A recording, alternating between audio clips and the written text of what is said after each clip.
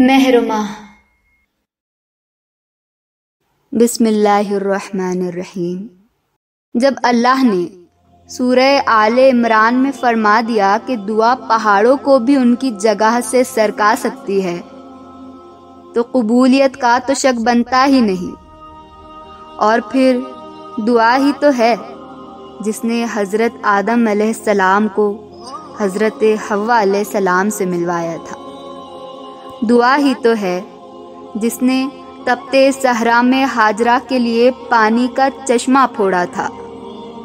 दुआ ही तो है जिसने हज़रत इब्राहीम अलैहिस्सलाम के लिए आग को ठंडा किया था। दुआ ही तो है जिसने हज़रत मूसा अलैहिस्सलाम के लिए समंदर के दरमियान रास्ता बनाया था। दुआ ही तो है जिसने हज़रत यूसुफ अलैहिस्सलाम को अंधे कुएं से बाहर निकाला था। दुआ ही तो है जिसने हज़रत यूनुस अलैहिस्सलाम को मछली के पेट से निकाला था। तो फिर तुम्हारा भी तो वही रब है जो उनका है, और वो रब तुमसे बस एक पुकार से दूर है। तुम्हारा काम सिर्फ दुआ करना है, वसीले अल्लाह खुद बनाता है। तुम्हारा काम सिर्फ दुआ करना है, तदबीरे अल्लाह खुद निकालता है। और तुम जो ये ख्वाब देखते हो ना, इनकी ताबीर तुम्हारी दुआएं ही लिखती है।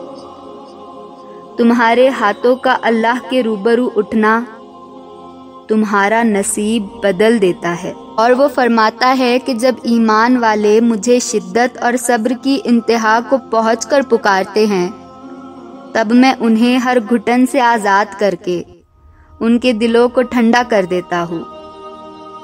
यकीन मानो, तुम जब उसकी चाहत तक पहुँच जाओगे ना, तब वो तुम तक तुम्हारी चाहत को भी पहुँचा देगा। तुम मांगने में हद कर दो, अल्लाह देने में हद तोड़ देगा। हो सकता है वो तुम्हारी एक आखिरी पुकार की ताक में बैठा हो। और वैसे भी जब दुनिया के रास्ते बंद हो जाए तो दुआएं आसमानी रास्ते खोल देती है।